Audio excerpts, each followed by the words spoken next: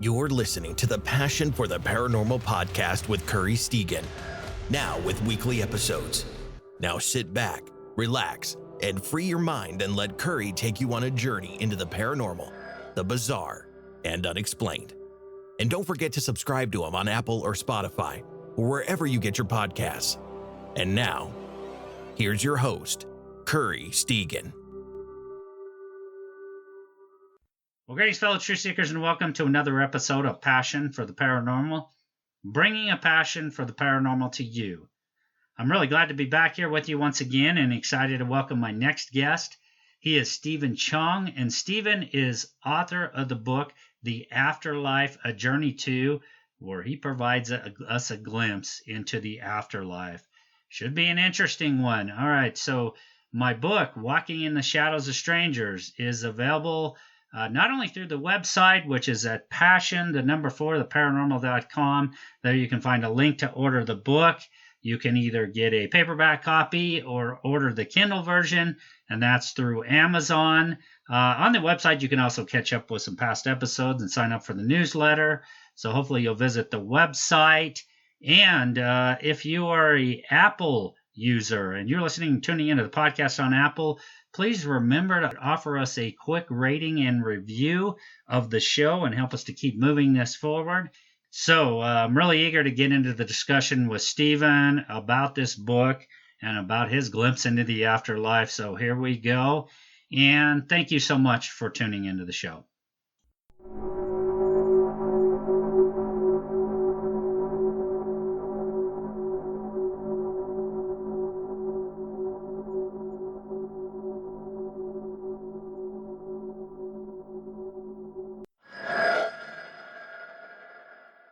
Okay, so my guest tonight is Stephen Chong, and Stephen has a master's degree in education and is an author, speaker, and screenwriter who draws his inspiration from life. Themes of life that relate to us all, such things as love, grief, struggle, overcoming obstacles, culminate in his 5 inspirational novels and 5 feature film screenplays and multiple short stories he has converted into these life themes. These are stories that relate to us all, stories that resonate in the soul. And Stephen's latest book is The Afterlife, A Journey To. Now you know what will happen. And this is a book about what we can expect after we die. And Stephen is convinced that we all experience the afterlife. So, Stephen, excited about getting into the book a little bit more, but maybe if you can take us back. I usually, with my guests, well, first of all, thank you for joining me tonight. Thank you for having me, Curry. It's a pleasure to be on your program. Absolutely. Yeah, and it's morning time, your time, so we're like we're separated by about 16 hours, I believe. So I think that's about right. We're on the other side of the universe, yes. So you were in the future here, from me. It's kind of. I never thought about it like that. Yeah, there you go. You're 16 hours into the future here, kind of, if you want to look at it that way. But true to form, I always like to hear my guests' backstory about, one, how they got involved in doing the work they're doing. And for you, this book is obviously about spiritual matters. It's about the afterlife. It's about some things we can expect. And talk about how this begun for you and how you came into wanting to write about spiritual things and the afterlife and all this kind of beautiful stuff. Yeah, okay. Well, I'll give you the background, Curry, because thank you for that introduction, because I'd written a few books and screenplays and things over the years, but I shut down. I'm getting grey-haired and on the wrong side of 60 now. So, and I said, I'm done. I'm not writing anymore. It's too hard. I'm going to start planting vegetables out in the garden. But what happened about 3 years ago, as you do when you're in your 60s, you get up on the roof and you clean out the gutters. And I fell off. the ladder slipped and I fell about 5 meters and fractured my neck. And it happened to be a Saturday morning, and we're very remote where we are here.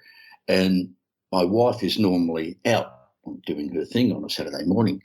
But this particular morning, she happened to be here and she heard the crash. Now, and come and rescued me. Otherwise, I'd probably still be here or there on the ground. But I'm on the ground. I couldn't feel anything. I'm kind of paralysed, and I'm in trouble here. But as the gods will, I'm still with us and in pretty good shape. But what happened subsequent to the accident? Now I'm in rehabilitation for months. I'm good for nothing, lying on a couch, couldn't really move very far, and I had this title repeating in my head. The Afterlife journey too, and like leave me alone, go away. I knew what it was, but eventually I've succumbed. I've bought into the process, and I've said to the universe, okay, you want me to write this book. And as I said before, I'd shut down. I'd done enough. I was finished writing. But I said, okay, you want me to write this book. I will do. But you have to show me the afterlife. What do I know?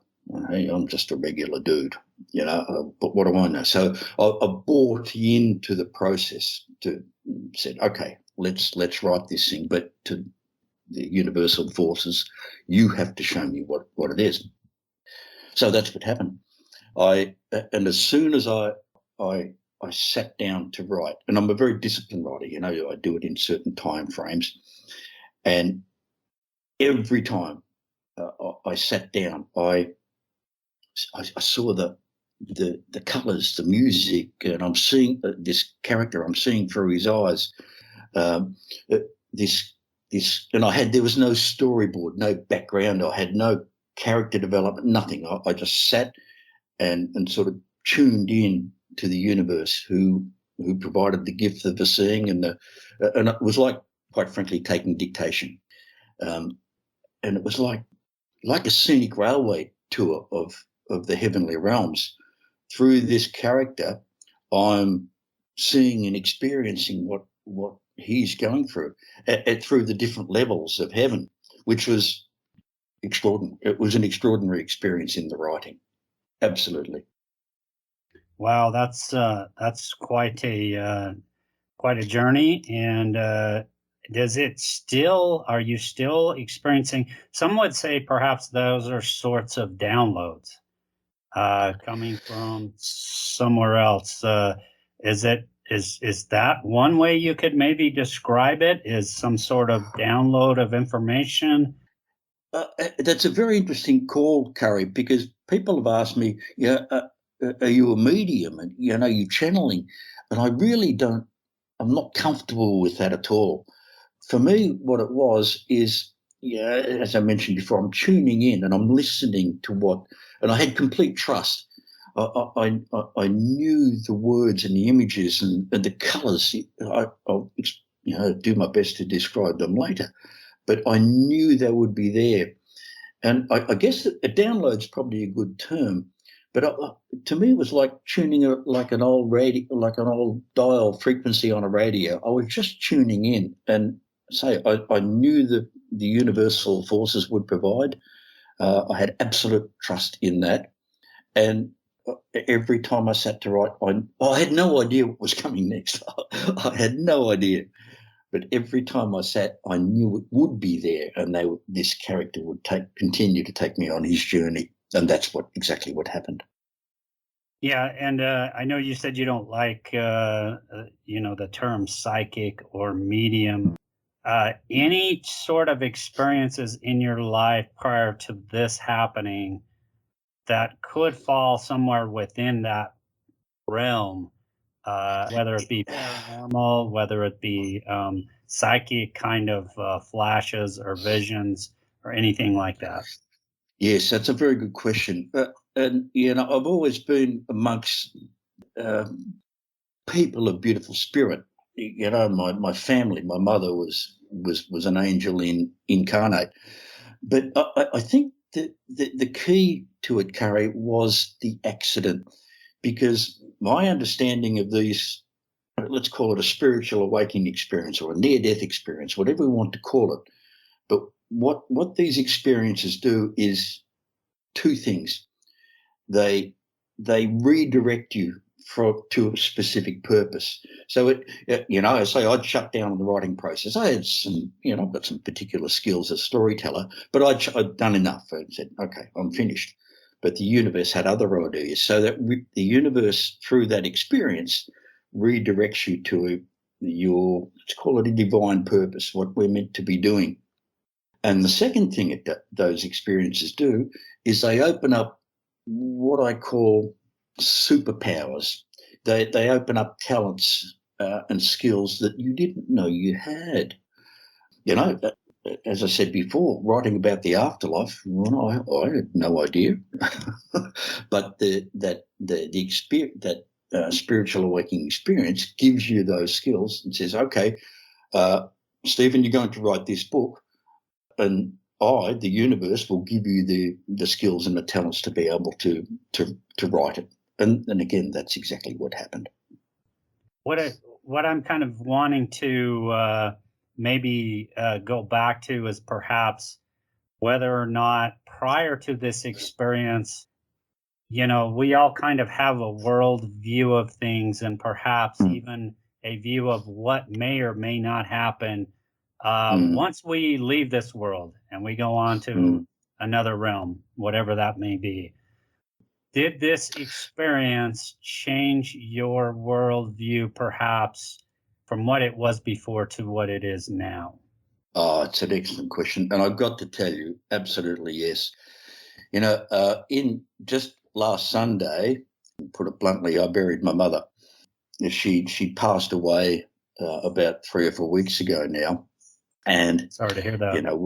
Well, she was the most beautiful being. And to get back to your question, the things I've learnt, the knowledge I've gained through the writing of the book, which of itself has been life-changing, but as a consequence of the passing of my beautiful mum,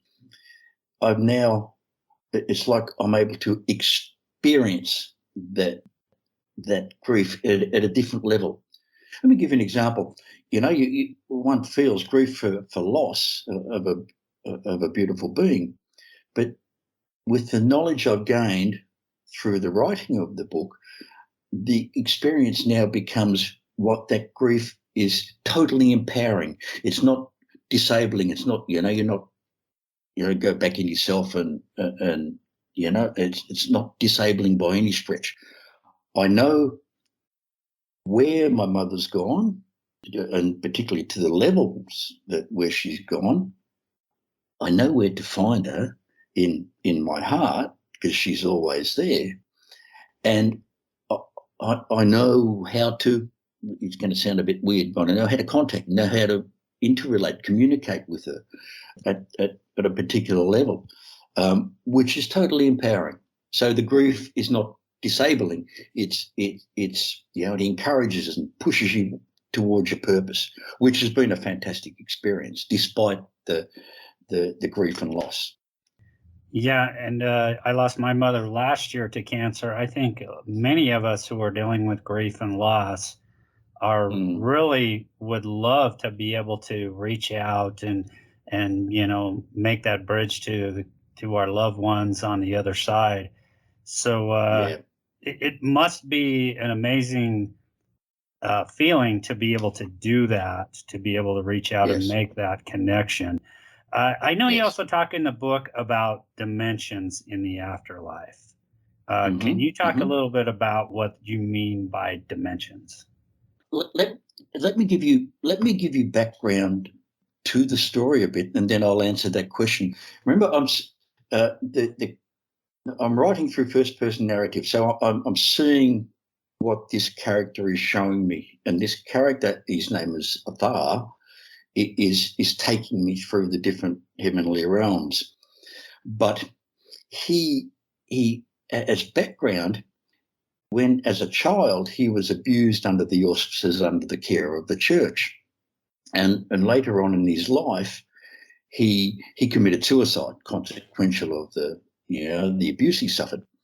And he is stuck in this purgatory, like these mists, and I guess you'd call it a ghostly realm, because he, by virtue of the grief and the hurt and the anger that he felt, he was stuck in this pretty terrible place, and he couldn't get out. And it was only by forgiveness of those who had hurt him and forgiveness of himself that he was able to move then through out of this purgatory mist state and into the heavenly realms. And that's where pretty much our journey started. He comes out of these purgatory mists, and he goes on an evolutionary journey through the different levels of heaven, which I can describe, in due course to you. It's like we went through these totally different levels, and he's showing me all these different things, which is, I in my wildest dreams, Carrie, I couldn't even make them up. I'm just seeing what he's showing me. That the word that comes to mind is channeling, but you maybe perhaps you have some different words to describe it, but it's almost as if he's channeling this through you, which must have been amazing to experience. One of the things that I wanted to ask is, so we all want to make that connection with loved ones, right? We all want to know that our loved ones are doing well on the other side. How can we know, people like me, like I said, I lost my mother last year. How can we know that our loved ones that have passed on are safe and are experiencing the wonderful afterlife? Yes, it's a very good question again. Fundamentally, love is the bridge. Love is the link, and it's everlasting. As long as that love remains strong and true, we have connection to those within, who have passed. Let me give you an example of that directly from the book. There is a place that I called the abode of reunion, and I'll just describe exactly what I saw. This main character is being guided by a master angel, and we're on top of a hill overlooking a dale, a flat plain of grass, and there's all these masses of people there, and they're all in communion. They're talking, discussing, and to the side there's these rolling mists, and like I turned to this guide, so I'm like, what is this?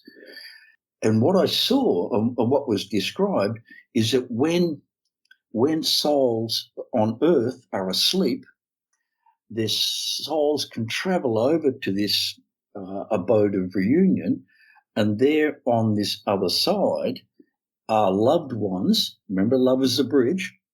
A loved one who is there to give counsel and guidance, to help out with whatever dilemma one is facing in one's life.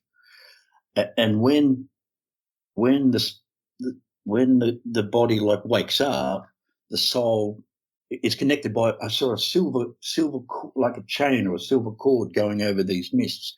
And when the body was awakening, that soul would be caught back into the body, but with the knowledge provided by the loved one in this particular plane. And I hope I've described that properly.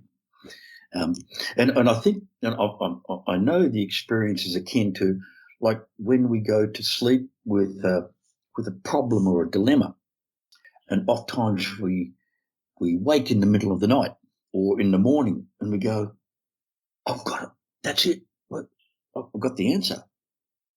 I'm pretty sure that's where it's come from. We've been in communion with a loved one on the other side that's been giving us assistance. And Stephen, I think some would perhaps refer to that as the astral plane.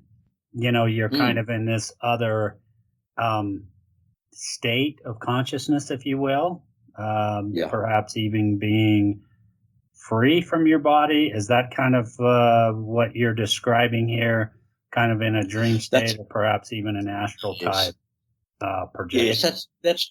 That's pretty much what I saw. I just saw that that's the soul still connected to the body, because of course one is not dead, and that silver cord is the connection between the eternal spirit and the human being, and that's very much intact. But then, as I understand it, and what was told to me, is the soul can go over and meet up with this cherished loved one and receive counsel and guidance. Yes. That, I mean, I guess to a certain degree, that is reassuring that perhaps that is a place where we can make a connection with a loved one on the other side. Now, you mentioned this individual had taken their life through Mm-hmm. suicide. Mm-hmm. And, I'm, in the paranormal, I'm a paranormal investigator. And so that is an interesting area for me to discuss. And that is that if someone, perhaps gets kind of stuck in this earthly plane, if you will, Mm-hmm. is that kind Mm-hmm. of this area where we refer to as ghosts.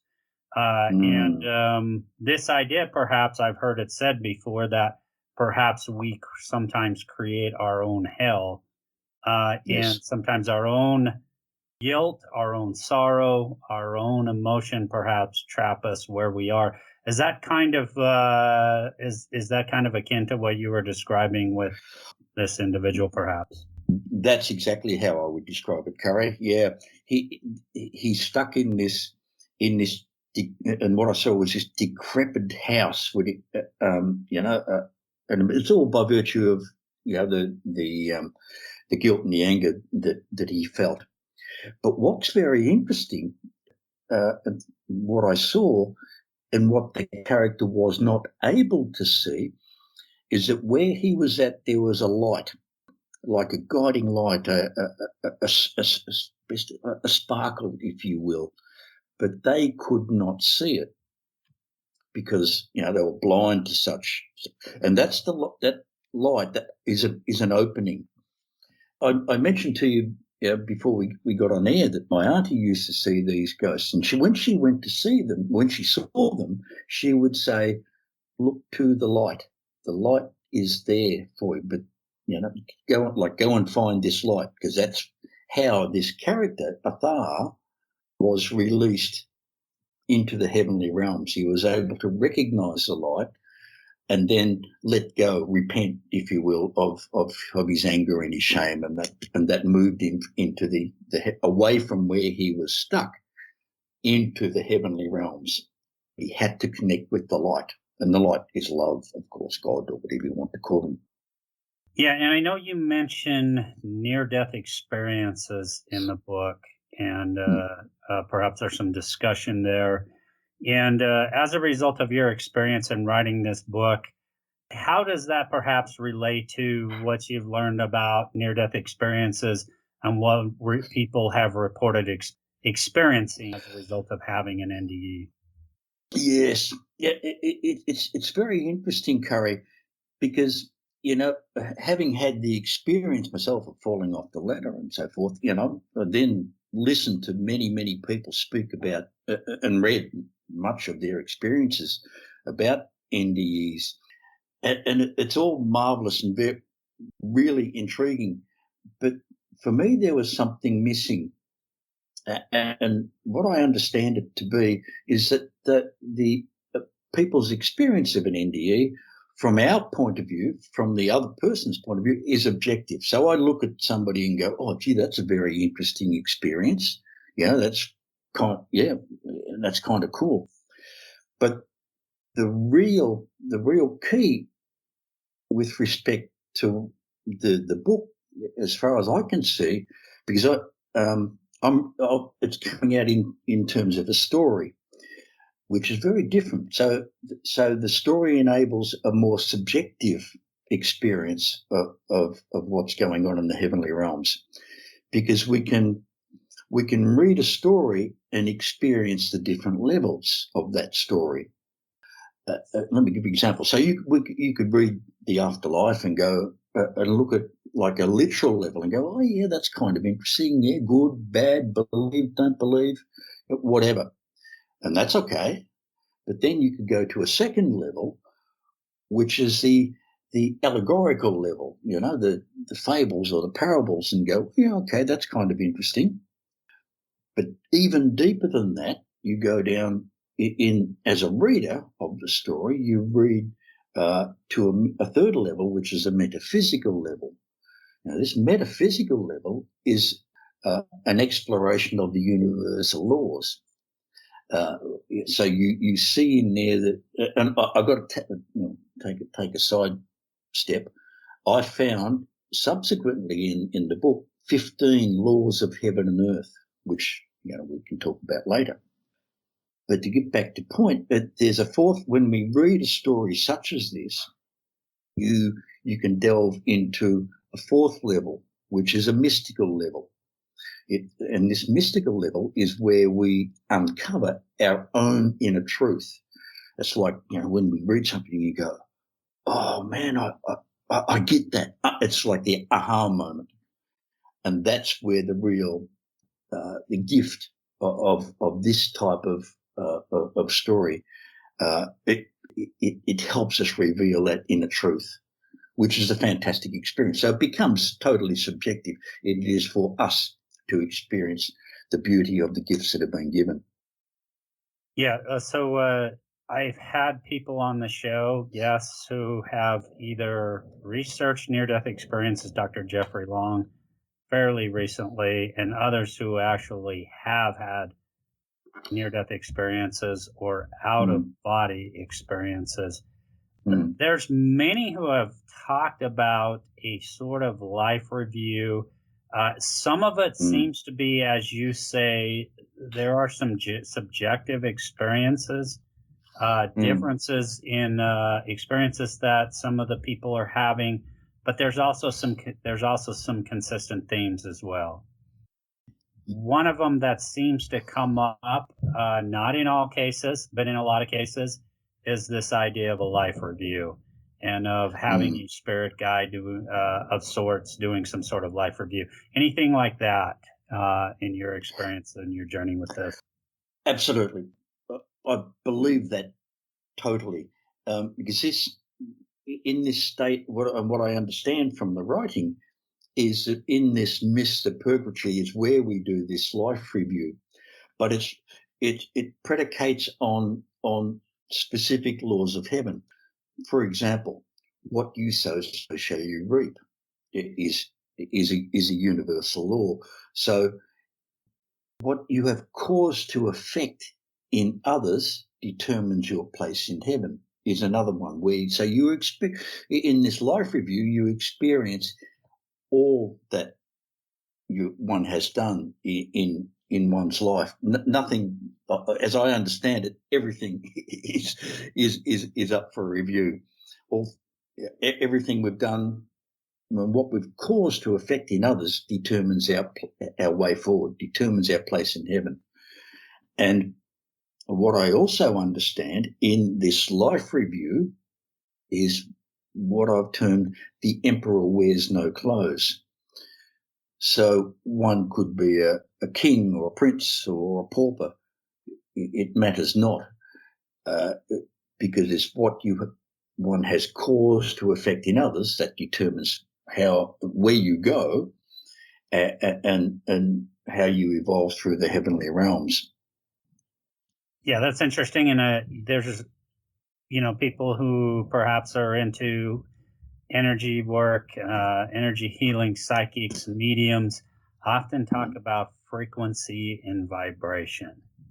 About this idea of raising your frequency and vibration. Is that kind of the same thing you're talking about here? Yes, absolutely it is. Let me just describe as best I can what I saw and wrote. If you could picture these rolling mists, and out of these rolling mists exited these souls, and each soul is garbed in a like a body length robe, and the colours were if you could imagine the 7 colours of the rainbow multiplied by about 10, each robe has designated colours depending on which determines that soul's station and where they go in the heavenly realms.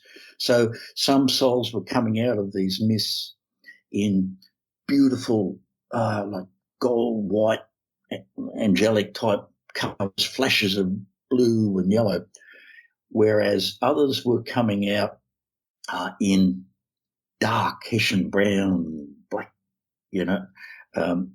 and these colour, it's like clothes you can't rip off. You can't just discard them and take on clothes you like. The clothes determine the pathway you then follow through the heavenly realms. What I saw was one particular character, and she's dressed in, it was a female soul. She come out in these dark Hessian brown colours, and she tried her best to move up to a station, up into the higher levels of heaven, and she was totally debarred. She could not do it. She went up and couldn't go forward, come back, tried another road. She must have had thoughts that she had done good things in life. But eventually she succumbed to the point where she had to follow the road that was designated for her. No choice. That's just what I saw. Yeah, that's interesting. And so this perhaps comes into the idea of karma. And, to me, what you reap, what you sow, kind of brings karma into play. What you've done, the path you followed here, kind of determines your outcome perhaps on the other side. And that's all kind of based on karma. So if, perhaps you've done a lot of good and you've helped a lot of others on this side, perhaps, that karma goes with you into the afterlife. Is that kind of the thing we're talking about? I'm certain you're right, Carol. I think that's absolutely correct. And that's embedded in those laws. What you have caused to affect in your fellow man is what declares your place in heaven. That's a law of karma. Absolutely. Yes. Because ultimately we're all, one of the laws that I discovered was we are all one in spirit. So what I do to another, I do to myself. So if I do bad things to you, cause you harm, I will endure the consequences of such. Yeah. So the other thing I've kind of, and again, this is all based on what I've read about and interviews with people with who've had near-death experiences, and one of them is this idea of judgment. So does this have anything to do with judgment, or it just has to do more with karma? That's another very good question. One of the laws, and I'll read it to you because I have it in front of me because it's such a profound one. The judgment of heaven is neither vindictive or eternal, but probationary and remedial.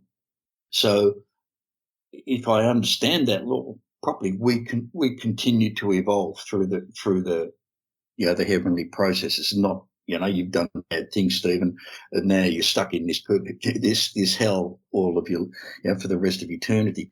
I know it doesn't work that way, but I've got to tell you one of the levels that I saw, Carrie, was I called the nether regions, and if I can describe the picture to you, I'm being taken down this with a guardian angel and taken through this. If you can imagine a forest fire going through, and it's totally burnt and ashen, and the smell of the ash. So we're walking through this area, and there's this huge portal, dark door, and this door opens, and there's we go inside, and what I saw were these huge vortices, spinning vortices of power, and it was a horrible place. And standing around or within these vortices were these souls were entrapped. They were captured in the power of these vortices. And they were some were trying to clamber out, but they were being pulled back down inside by other souls within that vortex. And I turned to this guide and I said, like, what is this? And what was described is this is not the judgment of heaven. These vortices of power were entrapped souls by the choices they've made. Let me make sense of that. And if you can imagine the 7 deadly sins, lust, greed, wrath, the other, sloth, I can't remember the whole 7. But these souls were entrapped in this vortex by their own choice. And standing around each vortex were these beautiful, I call them angels in waiting. And as soon as a soul that was trapped in this vortex was able to repent and be sorrowful for what they've done and let go of this power that's entrapped them, then they were taken away by these beautiful angelic beings.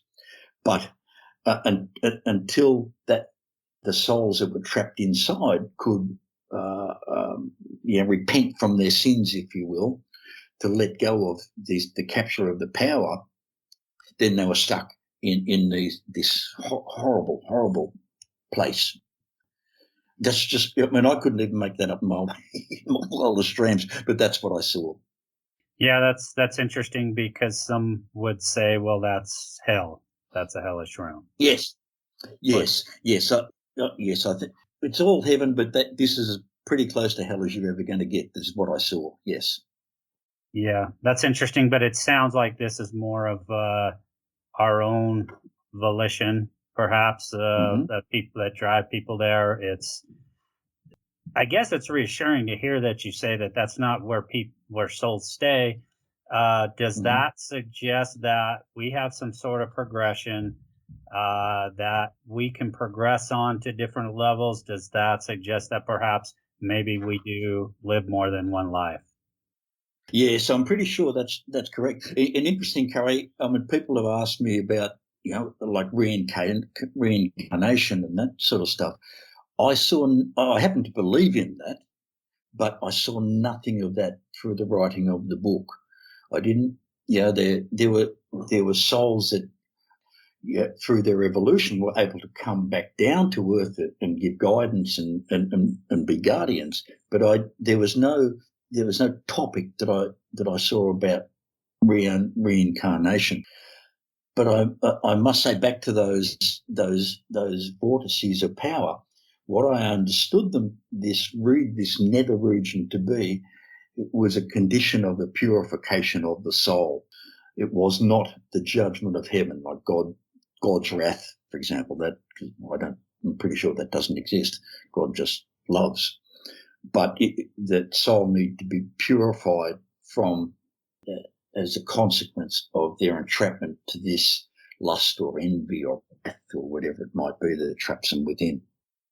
So, Stephen, would it be fair to say this is the closest thing to perhaps the demonic or this idea of evil that you experienced in this journey? I would, yes, absolutely, without a doubt. And the Australian term is it put the wind up you. And if seeing what I saw and did my best to describe, if that does not turn one away from errant paths, then I don't know what will. You would look at this and go, oh my goodness, I'm not going anywhere near that. Too scary. So yes, it pretty close to hell as one would want to get. Yeah, it just kind of begs the question. So you're, you do have these different levels. It sounds like, what would allow you to progress on? Perhaps is it something you do within that realm? It does beg the question: do you come back and live more lives to have the chance of kind of making those progressions and having more experiences to make those progressions, or do they happen actually in the spirit realm? Yes, that's another excellent question. as I mentioned before, I saw nothing about the reincarnation of a soul. But what I understand, when one gets into the heavenly realm and whatever level, one is at, then one continues to evolve if you want to. Or I remember, well, I have to paraphrase a bit because I can't remember exactly where it was in the book, but it was said that souls, if you're kind of happy where you are in the realm, and you're always of service. Service to others is the binding love for souls in these heavenly realms. But if you're happy where you are in that service, by all means stay. But if you wish to evolve into the higher realms, then those opportunities are provided for you, where experiences come along and that help you evolve into the heavenly realms. And just as remember I was talking about the colour of the robes before. What I understand and was told is that other souls in heaven can look at the colours of your robes, of one's robes, and know exactly what you need to help you move forward or evolve or whatever it might be. So the colours of the robe describe the level you go to, and other souls can look at those colours and know exactly what you need in assistance. Yeah, Stephen, I'm wondering how this comes into play with our, as we pass on into this heavenly realm, family members who passed on. What if they're at differing levels than we are? Are we able to interact with anything about reunion with family members? Yes, absolutely. Again, love is the bridge. So if that bond of love is existing, I am certain that one meets up with those loved ones. But let me give you a description, Curry, of one of the buildings I was taken into, and it was called. I called it the School for Children. So if you can imagine a beautiful building, and forget like a regular modern building. This is Greco-Roman type architecture, marble, alabaster colours, huge building. So again, and I'm seeing through this character's eyes, who's being guided by this angelic being, and we go into this school, and even now I get chills when I think about it. We walk into this school, and the love I felt that was multiply love by a factor of 100, and that's what I felt, and I did my best to describe. So we go into this school, and there's all these rooms there containing young souls that have passed early from the earthly realm. So children that have died young, fledgling soul babies in arms, and slightly older children. They are all nurture, and there are all these angelic beings around them, nurturing them and looking after them and tending to them, and the love was just totally extraordinary. And what I understood, or understand now, is that every young soul that has passed early from the heavenly realms is so beautifully nurtured by the Heavenly Father and his angelic beings. No child is left behind. Every young soul is nurtured to the fullness of prime of their spiritual involvement. Even if the bond between the parent and the child is fractious, not quite solid, doesn't matter. Every child is so beautifully nurtured by the love of the Father and these angelic beings. I can, as I say, even now I get chills just thinking about it. So what I understand, well, the loss of a child would be so devastating from a parental point of view, but to know that soul, that child, is so beautifully nurtured by the Heavenly Father, it would be a boon to that grief.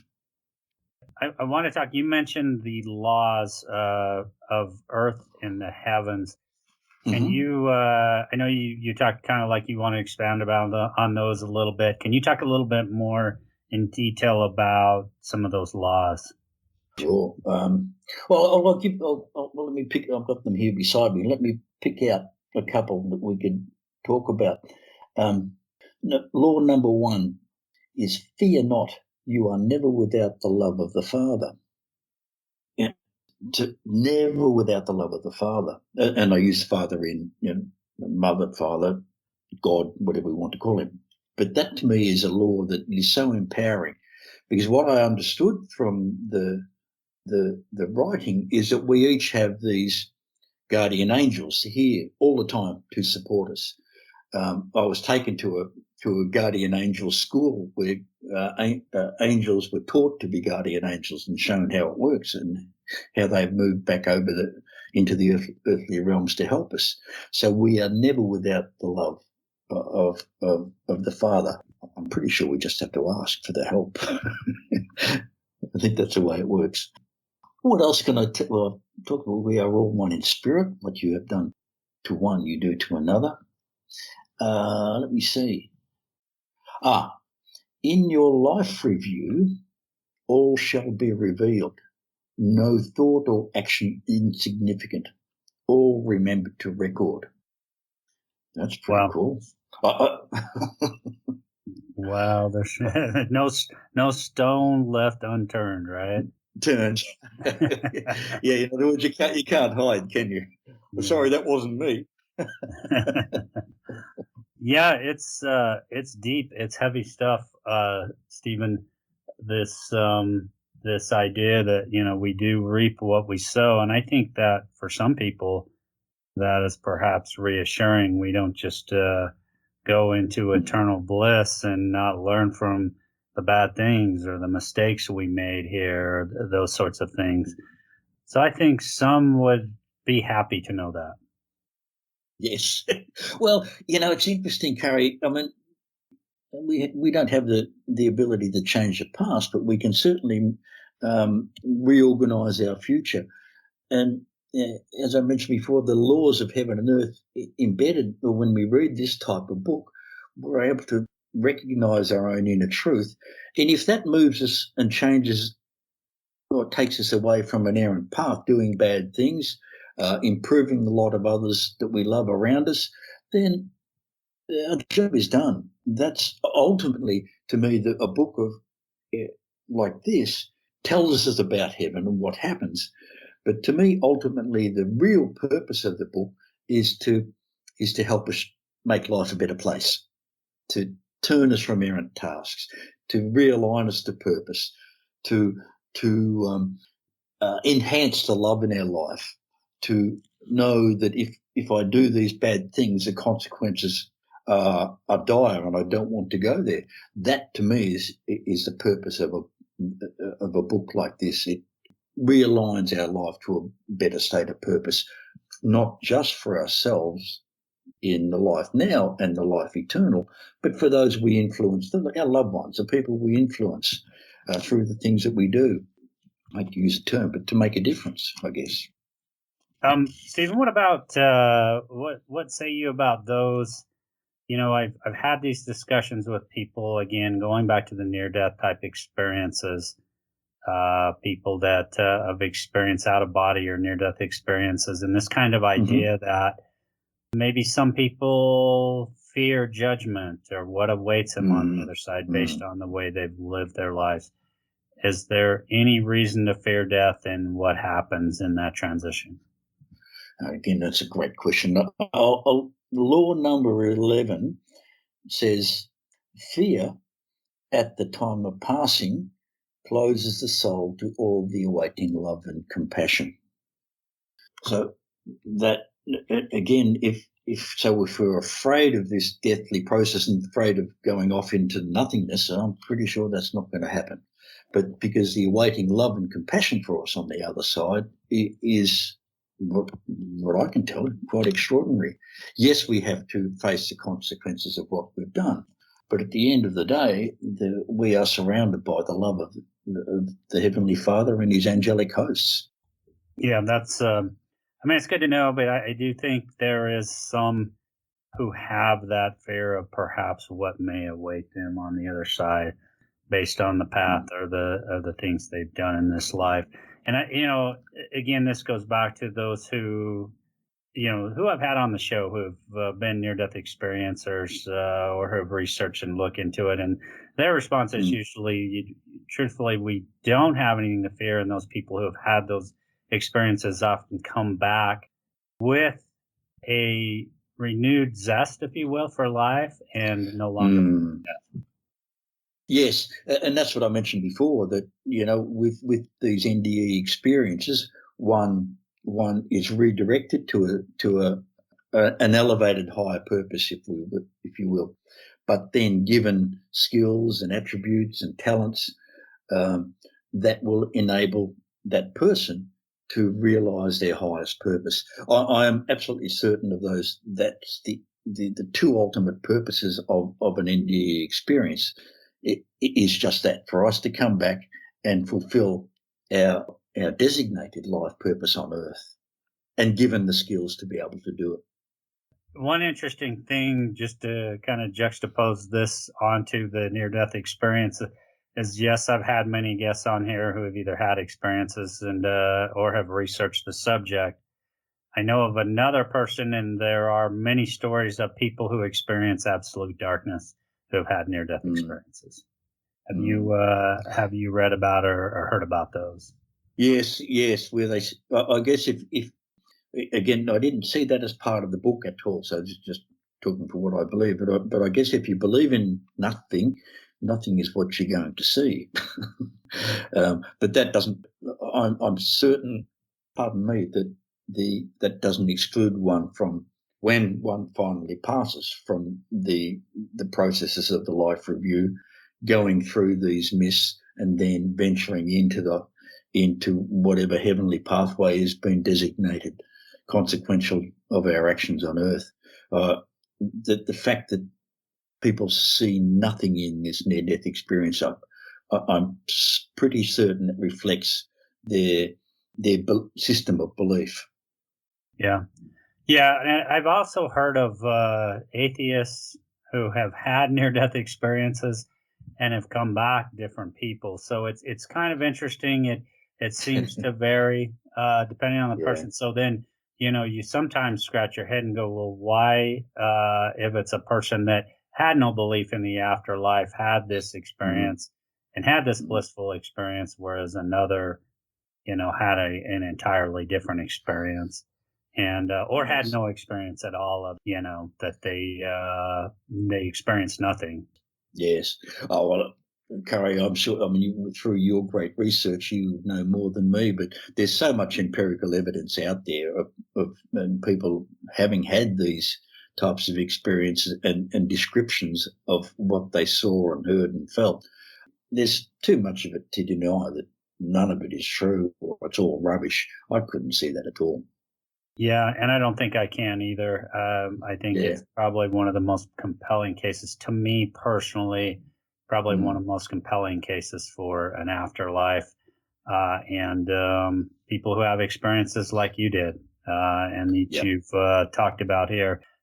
It all leads me to believe that. And, obviously I've been involved in the paranormal for a number of years and had many experiences myself in the process of doing paranormal investigating that have led me to believe beyond a shadow of doubt that, consciousness lives on. We live on. We absolutely. Live on. And so it's, it's great to hear these stories. It's great to hear of experiences like what you perhaps experienced or were able to channel, if you want to call it that, to write this book. So, Stephen, I really appreciate you joining me tonight, my time, morning time for you. Hey, Carrie, I've got to tell you, I'm as soon as we get offline here, I'm going to buy your book. So I'm very much looking forward to reading it. Yeah, and I appreciate that. I hope you enjoy that. Again, it's a self-published book.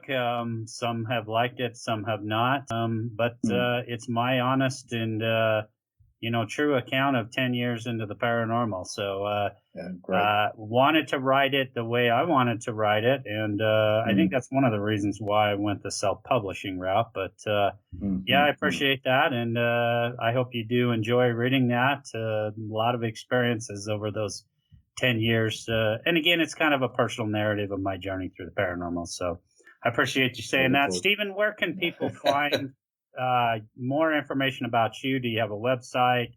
More information about purchasing your books? I think you've done other writings. Talk a little bit about where people can find more about you. Yeah, cheers, Curry. Probably easiest if they wish to purchase, your listeners wish to purchase the book, Amazon or any of those good online facilities.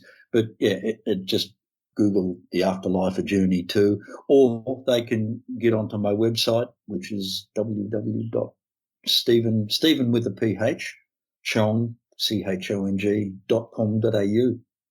And, you can order it through there. But Amazon's probably the easiest place to people to access the book. All right, great. And do you do any lectures or speaking engagements or anything as a result of the book right now? Or yeah, well, so far, sitting here, I haven't quite got my pajamas on. I'm a bit better than that, but I'm sitting here talking to nice people online, which is kind of cool, in the silence of a background of a beautiful rainforest. But yes, I do speaking engagements and talks as required. All right, great. Well, hey, once again, Stephen, thank you so much for joining me. Morning time, your time. Evening time, my time.